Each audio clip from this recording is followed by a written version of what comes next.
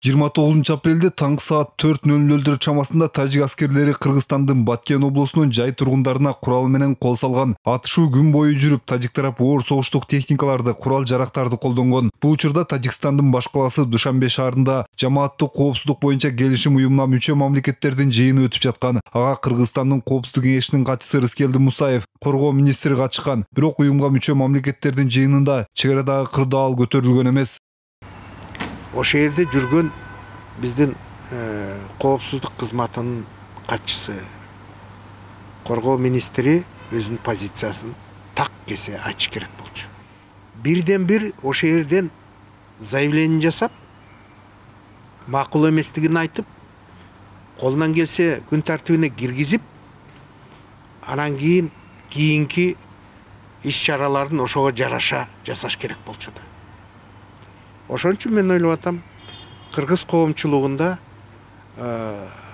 ошол уюмга нааразычылык пайда болгонунда ошондон болуп атат. Жамааттык коопсуздук боюнча келишим уюмуна мүчө мамлекеттердин Душанбедеги жыйынында Тажикстандын аскердик агрессиясы, баскынчылыгы, андан каза болгон жаш балдар, жай тургундар тууралуу бир да маселе көтөрүлбөгөнү көп суроолорду жаратууда. ОДКБ керекпи деген маселе бар бул жерде.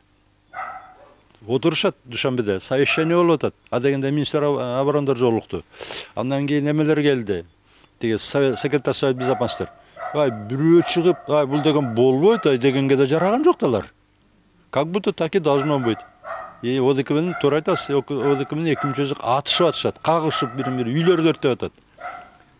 Анан ушуга жооп берген ОДКБнын кереги бар бизге?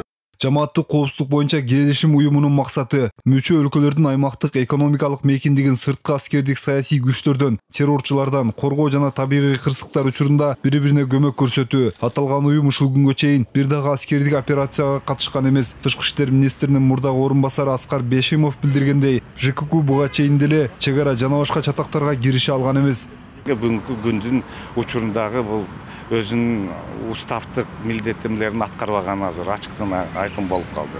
Бул эми мурунтан эле башталган.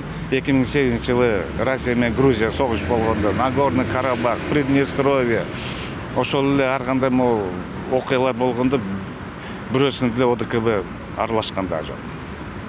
Бул бүгүнкү учурда бир декоративдик функцияны аткарган органга айланып калды.